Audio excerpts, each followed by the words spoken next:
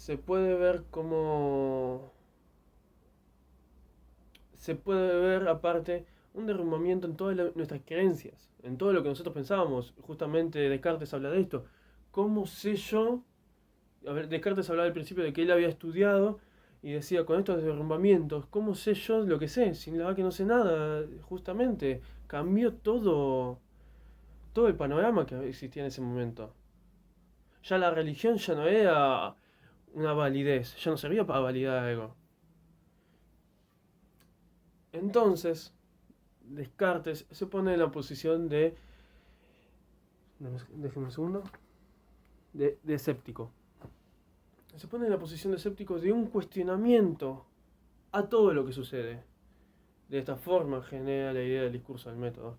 A partir de cuestionarse todo lo que hay alrededor y cómo saber justamente de que uno está en lo correcto. Porque necesitamos también saber, tener conocimiento y saber qué es verdad y qué no. Y Descartes justamente plantea, a partir de la idea de posicionarse como escéptico, de decir, yo no sé nada, yo dudo ante todo, yo dudo a todo lo que veo actualmente, y posiciona justamente, habla sobre los sentidos en este momento. En el principio habla sobre los sentidos.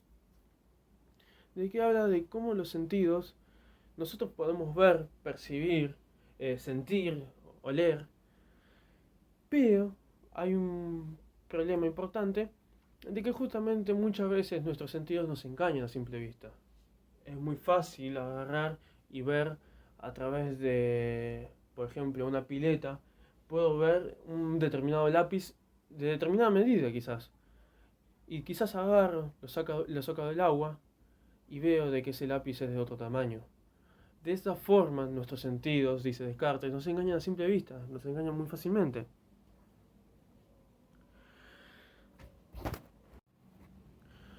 Luego, continuando con Descartes y luego de la idea que introduce sobre los sentidos, luego Descartes habla sobre las matemáticas. Cómo las matemáticas nos dan una certeza bien clara. Se puede ver clara y nítidamente de que 2 más 2 es igual a 4.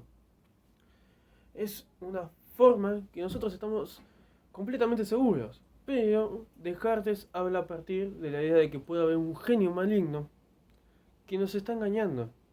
Y nos hace creer que 2 más 2 es igual a 4, cuando 2 más 2 tranquilamente podría ser igual a 5. Entonces, ¿cómo estar certero de que lo que yo pienso, de lo que yo razono a través de las matemáticas, es, es completamente seguro? Entonces, Descartes dice de que no hay un genio maligno. Lo que sí hay es la idea de Dios. Dios es, obviamente Descartes tiene una idea de Dios de que es puro, que es bueno, que nos va a ayudar, nos acompaña. Es, es básicamente todo lo bueno que hay en todas las ideas que nosotros tenemos a partir de la justicia, lo que es bueno, lo que es malo. Dios es todo justamente justo, es bueno, es una buena un buen Dios, sería. Entonces agarra y quita justamente a través de la idea de Dios la idea de que hay un genio maligno que nos engaña. Y obviamente habla de cómo Dios nos ayuda a nosotros a tener ideas. Dice que Descartes lo que menciona y lo que relaciona con Dios obviamente es Dios nos implanta sus ideas. eh, Dios nos implanta sus ideas. Y sus ideas son buenas porque provienen de Dios justamente, que es todo lo bueno. Entonces no hay un ser maligno que nos engañe. Como lo denomina Descartes, un genio maligno que nos engañe. Creo que se puede definir principalmente el tema de las ideas de Dios a partir de que Dios nos coloca esas ideas y Dios es todo. Dios nos da esas ideas a partir de nuestro nacimiento, desde que nosotros nacemos, por eso son ideas innatas, nosotros las tenemos propiamente ya desde nuestro nacimiento, y Él no nos engañaría. Una vez hablado a partir de la idea de Dios, la idea de los sentidos también que propone Descartes, la primera parte del discurso, principalmente lo que viene a hablar es la idea de afirmar la necesidad de encontrar un método para la aplicación de buen sentido. En la segunda parte, Descartes se refiere a la idea de la ciudad, que es también clave para poder comprender, donde habla de cómo la ciudad medieval, a comparación de la ciudad moderna, es un lugar mal dispuesto, donde hay contaminación, donde hay hambruna, donde está mal organizada. Se fue haciendo de manera desorganizada, sin un arquitecto, como se hace la ciudad moderna. Y se puede hacer una comparación sobre el saber, donde la tradición se caracterizó por un saber de acumulación. En cambio, la propuesta de la modernidad viene a cambiar eso y es proceder según un saber a través de un método, que Descartes completa, completamente hace alusión a esto y trata de ver la forma en la que nosotros podemos encontrar justamente el conocimiento, un conocimiento claro. Otra metáfora de la que habla Descartes es a partir de la legislación o el poder político, que en la antigüedad procedía a partir de disposiciones azarosas, que se fueron acumulando en el tiempo según los acontecimientos que lo afectaban y carecían de perfección para el gobierno de la ciudad. En cambio, si el gobierno procede, el poder político procede a partir de conocimientos científicos, a partir del uso de una estructura racional, eh, cambia esa forma. Termina, termina siendo justamente una distinción entre la mentalidad clásica que procede a partir de la acumulación y otra moderna que procede a partir del razonamiento. Luego Descartes se refiere a los juicios, que son iguales a las opiniones que pueden ser falsas o verdaderas. Así la física clásica va a hablar de un centro para el ser de cada cosa y por tanto el movimiento que se produce por la tendencia del objeto hacia su esencia, mientras que la modernidad propone un movimiento por leyes mecánicas. Vemos cómo hay entonces dos modos de entender el mundo natural, entre un clásico y uno moderno. Creo que también se puede hablar de la idea de Descartes a partir de que Descartes no es revolucionario, Descartes es un reformista. ¿En qué sentido? Dice de que la estructura política no se tiene que derrumbar, sino genera caos. La idea principal, y aparte, esta metáfora hace alusión también a uno mismo. No tenés que derrumbar todas tus ideas, no tenés que tirar todo lo que vos conocés, lo tenés que tirar abajo. Sino lo que dice es que justamente vos tenés que derrumbar una casa en particular y vos tenés que ir llevando a cabo poco a poco esos cambios que tenés, que tenés de conocimientos. No tenés que derrumbar todo, primero porque vos te quedás sin un saber, básicamente. Todo lo que vos sabías, si lo derrumbás todo, no sabes nada ya completamente. Y después, bueno, justamente haciendo la comparación con la ciudad, es si vos tirás toda la estructura del Estado abajo, no hay un orden político, que eso termina generando caos. Y a partir de, en consecuencia, el Estado funciona mejor, también con pocas leyes, que con muchas. Lo mismo sucede con la ciencia, que se guía a partir de un estudio de un método con pocas reglas. Descartes, luego de hacer una breve comparación a partir de la ciudad y el orden político, cómo se tiene que ir organizando y también hacer justamente lo que hablamos, la idea de la comparación de la casa particular, lo que estábamos hablando recién, del derrumbamiento de la casa particular y no de enteramente todo el Estado, hace una idea de la regla del método, cómo te tenés que guiar justamente para descubrir que ese conocimiento pasa a ser una verdad. Lo primero que propone Descartes es a partir de tomar todo por verdadero aquello que se nos presenta como nítido, claro y distintivo.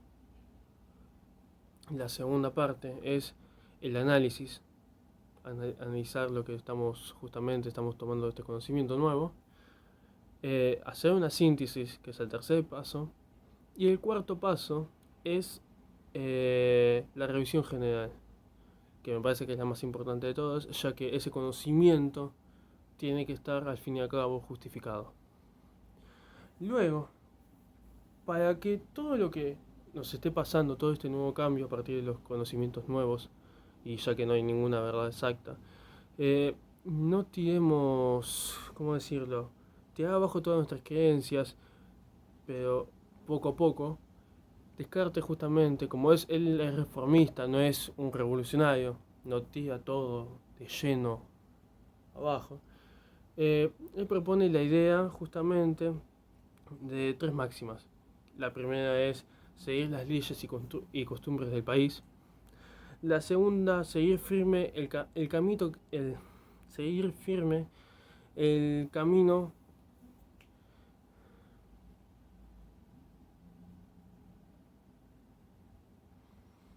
La segunda es seguir firme el camino que permite salir de ese estado de incertidumbre. Y la tercera, que creo que justamente se lleva muy a cabo con lo que está sucediendo, es trabajar sobre tu razón y dedicar tu vida justamente al cultivo de tu razón, que es justamente la figura central del humano, que esto también lo... Obviamente el siguiente autor que voy a hablar es Locke. Locke, a diferencia de Descartes,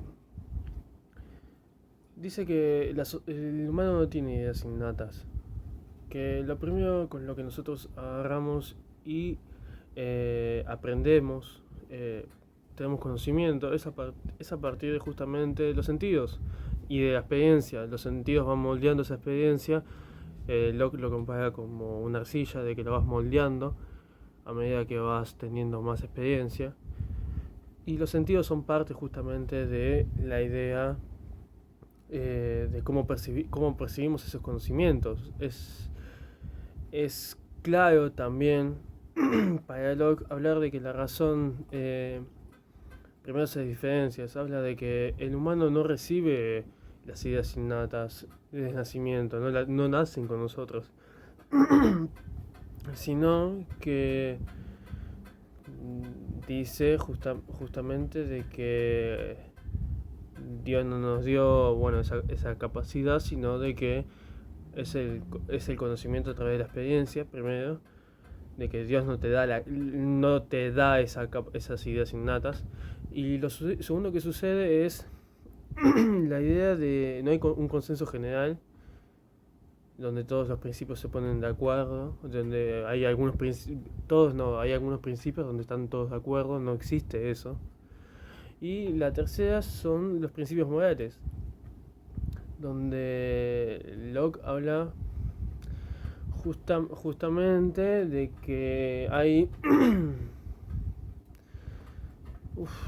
a ver, es la tercera, que es sobre los principios morales, justamente lo que hablaba Descartes, es que Locke dice que no hay principios morales, porque se puede ver total disparidad de conductas en distintas sociedades, y eso justamente lleva a la idea de que no hay ningún principio moral. Y es más, justamente lo que más falta es moralidad en muchas sociedades.